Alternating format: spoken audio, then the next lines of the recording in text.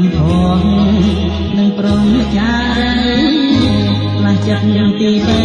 តាមតែចិនដាយកស្នាជាបាយឲ្យប្រោវេទនីថ្ងៃក្រោយគង់ងារទទួលមិនថា